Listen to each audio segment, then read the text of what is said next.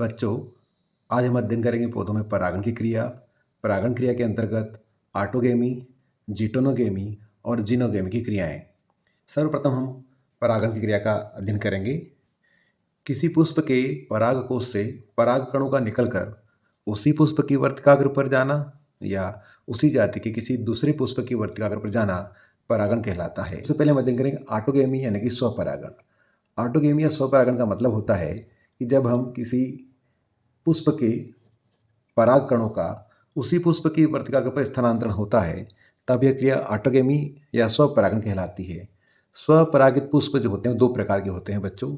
एक होता है चेस्मोगेमस फ्लावर यानी कि उन्मिल परागणी पुष्प, जबकि दूसरा प्रकार होता है क्लिस्टोगेमस फ्लावर्स यानी कि अनुन्मिल्य परागणी पुष्प।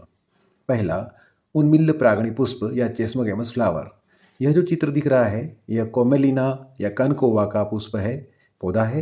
इसमें दोनों प्रकार के फ्लावर पाए जाते हैं। ऊपर आप देख रहे हैं चेस्मोगेमस फ्लावर है, अर्थात ये द्विलिंगी पुष्प है जो विकसित होने के पश्चात खिल जाता है और इसमें स्वपरागण की क्रिया हो जाती है।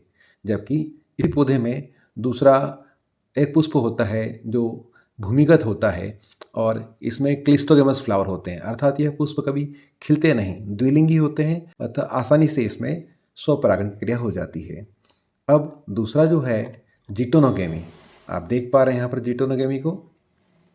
यहाँ पर एक पौधे पर कई सारे पुष्प हैं, उसमें एक पुष्प के परागकण निकलकर यदि उसी पौधे के दूसरे पुष्प की वर्तिकाग्र पर जा रहे हैं तो इस क्रिया को हम जिटोनोगेमी कहते हैं। तीसरा प्रकार इसके अंतर्गत है एलोगेमी, जिसको हम जिनोगेमी भी कहते हैं। यह शुद्ध रूप से परपरागण की क्रिया है।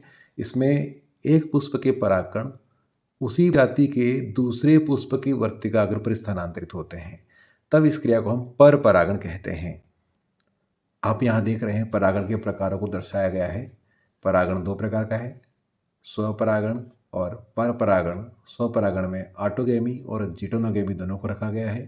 परपरागण यानी कि जिनोगेमी में दो प्रकार आते हैं, ऐसे कारक जो निर्जीव है। एक, जब परागण क्रिया हवा के द्वारा होती है तब इसको विंड पॉलिनेशन या एनिमोफिली या वायु परागण कहते हैं, जबकि यदि परागण की क्रिया जल के द्वारा होती है तब इसको वाटर पॉलिनेशन या हाइड्रोफिली या जल परागण कहते हैं।